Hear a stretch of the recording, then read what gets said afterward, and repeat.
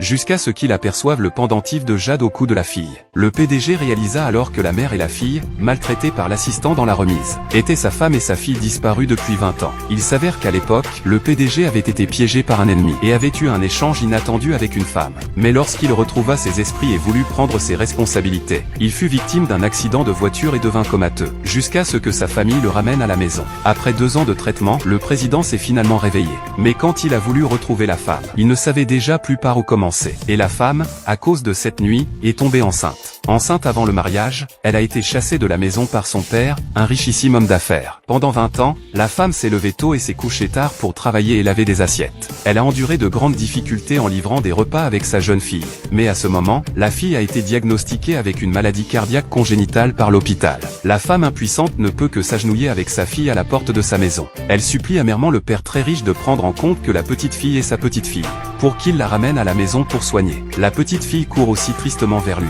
Elle serre les jambes du riche en criant « Grand-père, ne l'abandonne pas ». Mais inattendu, elle est repoussée d'un coup de pied. Puis il donne une gifle sévère à la femme, indiquant que si elle ne jette pas la fille hors de la maison, alors elle ne sera jamais une demoiselle riche. Ensuite, sans prêter attention aux supplications de sa fille, elle se tourne et s'en va sans se retourner. Pour soigner sa fille, la femme endure les souffrances de la vie. Elle fait 5 emplois par jour et élève seule la fille.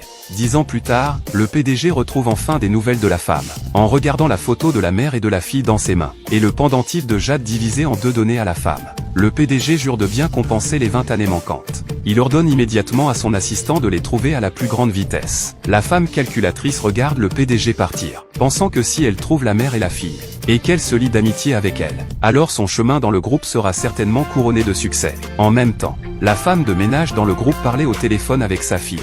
Elle disait à la fille qu'elle aurait bientôt tout l'argent nécessaire pour son opération. À ce moment, la femme, épuisée, a soudainement perdu connaissance et est tombée. La chariot de nettoyage a été poussée vers l'avant et a heurté une femme calculatrice. Comment peux-tu faire ça? Tu es aveugle ou quoi? La femme s'est rapidement relevée du sol. Prenant un chiffon propre, elle a voulu aider la femme calculatrice à s'essuyer. Mais elle l'a repoussé. Ta main, tu n'as pas nettoyé les toilettes avec.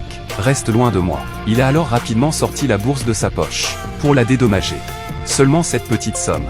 Tu crois que je suis comme toi? C'est une personne ordinaire. Il porte des vêtements en lambeaux. Je te dis, mon habit vaut 1 million. Et toi, avec ton air misérable, avec quoi tu vas le rembourser? Toi, tu as vraiment du culot d'oser piétiner cette photo. Sais-tu que cette photo est la seule piste que le général Zan a mis 10 ans à trouver pour retrouver sa fille, et tu l'as abîmée en la piétinant. Même ta vie ne suffirait pas à compenser. Regardant le seau d'eau sale posé à côté, la femme rusée a pris quelque chose pour le jeter sur l'autre femme. Mais elle n'a pas réalisé que cette femme de ménage pauvre était la dame que le richissime cherchait. YAO, viens vite au centre commercial. Ta mère s'est fait intimider. Maman. Maman, comment vas-tu? Ça va, tu n'as rien? Non, maman va bien. C'est ma mère qui a fait une gaffe, et a sali la photo de quelqu'un. Même si c'est ma mère qui a sali ta photo, tu n'as pas le droit de maltraiter les gens ainsi. Et alors, si je te maltraite? Des gens inférieurs comme toi méritent d'être maltraités. Comment peux-tu nous insulter ainsi? Avoir de l'argent et du pouvoir te permet-il d'être aussi arrogant? Oui, tu as raison. J'ai de l'argent. Et je peux faire ce que je veux. Venez ici, tenez-la bien. Lâchez-moi, qu'est-ce que vous faites? Lâchez ma fille. Frappe. Frappe cette fille morte jusqu'à ce qu'elle se taise. YAO a une maladie cardiaque. Je vous en supplie, si tu dois frapper, frappe-moi. Épargnez-nous. Quel intérêt de te frapper? Tu as détruit les photos. Comment vais-je trouver madame et mademoiselle?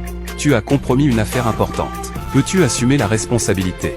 Je prends la responsabilité. Tant que vous laissez ma fille tranquille, je ferai tout ce que vous voulez. C'est comme ça que tu supplies les gens? Je m'agenouille devant vous. Je vous en prie. Je vous supplie de laisser ma fille en vie. Non. Une affaire aussi importante. Tu crois que tout est fini en te mettant à genoux. Je te fais une révérence. Non. Maman, non. Maman. Une révérence, c'est ça? Si tu veux te prosterner, fais-le ici. Maman. Non. Maman. Dépêche-toi. Ne me fais pas perdre mon temps. Maman. Non. Maman. Ne le fais pas. Comme ça. Vous pouvez laisser ma fille tranquille désormais? Partons. Maman. Ça va? Allons-y. Allons à l'hôpital. Allez à l'hôpital. Maman va bien.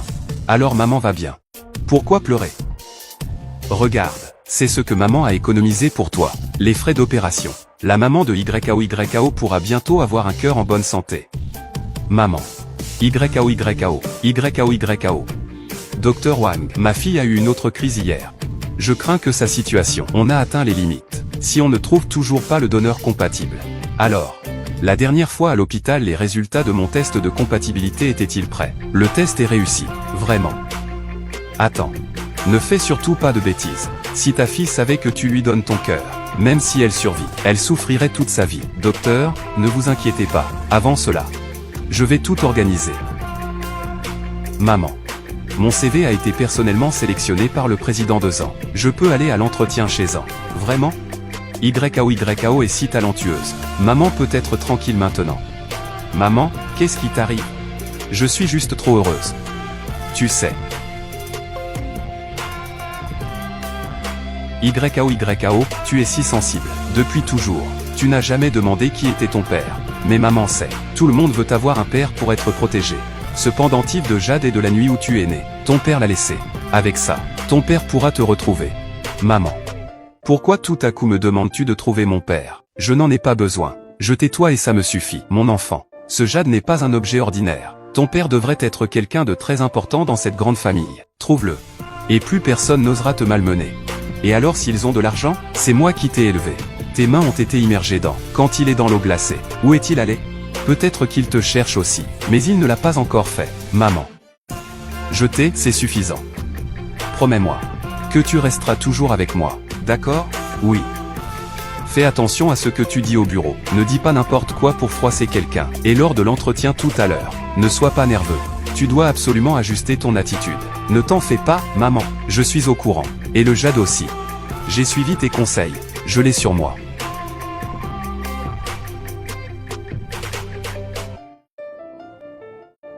Pourquoi est-elle ici? Elle n'est pas venue à cause de la dernière fois, juste pour se plaindre de moi auprès du directeur ZAN, n'est-ce pas, directeur ZAN? Nous avons déjà des pistes concernant votre fille. Dans une quinzaine, je pourrai retrouver madame et mademoiselle. Compris. Je vous accompagne à la porte, monsieur ZAN. Un pauvre issu d'un bidonville ose se plaindre de moi à la société.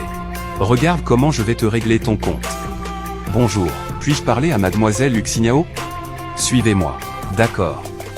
Ce n'est pas le chemin de la salle de réunion, n'est-ce pas? Que fais-tu? Lâche-moi. Tu as du cran. Osez venir chez le général ZAN pour me chercher des ennuis. Je n'ai pas. Si tu es malin, dégage loin de moi. Ne reviens plus devant le général ZAN. Dis, comment as-tu eu ce jade? C'est le jade que mon père m'a donné. Lâche-moi. Ce jade. Elle est en fait la fille du général ZAN. Ça ne va pas. Si le général ZAN apprend que j'ai traité sa fille ainsi, je ne peux pas vivre. Contrôlez-la pour moi.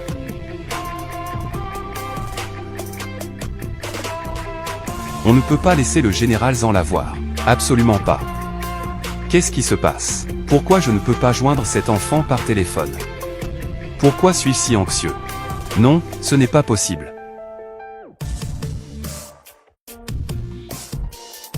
Oui, je suis en bas. Avez-vous vu ma fille? Elle est venue chez vous pour un entretien aujourd'hui. Avez-vous vu ma fille? D'où sort cette folle? Quelle poisse dès le matin? Et qui est cette vieille femme? Qui sait? Elle ne chercherait pas Jeanne mais Juan. La personne emmenée à la salle de stockage ce matin? Ses cris étaient terribles. Salle de stockage. Yao.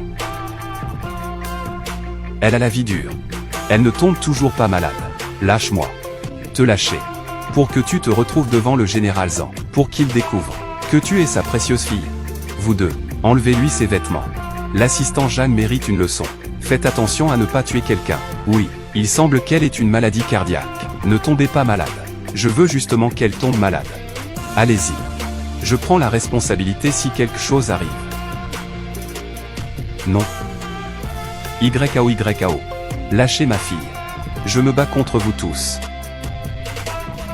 YAO. Maman est là. Maman. YAO. Maman a du médicament. Il y a des médicaments. Maman. Je t'en supplie, donne-moi les médicaments. Lâche. Maman.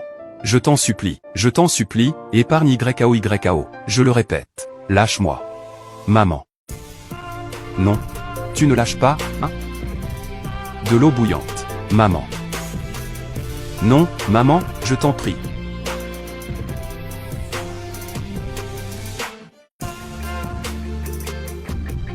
Je t'en supplie, directeur Zan. L'assistant Jeanne réprimande quelqu'un dans l'entreprise. Ça a l'air un peu excessif. Non, s'il te plaît, maman. Fais demi-tour. Retournons immédiatement à l'entreprise. Je t'en prie, lâche mon pied.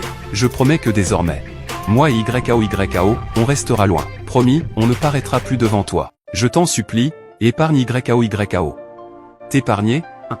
D'accord. Mais tu dois aboyer comme un chien. Tu sais, le chien.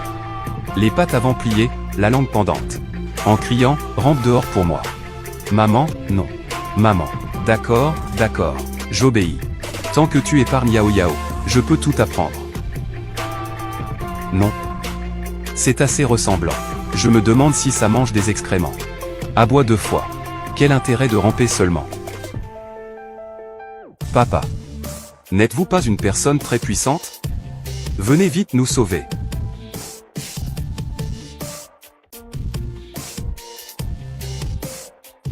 Arrêtez. Chef Zan.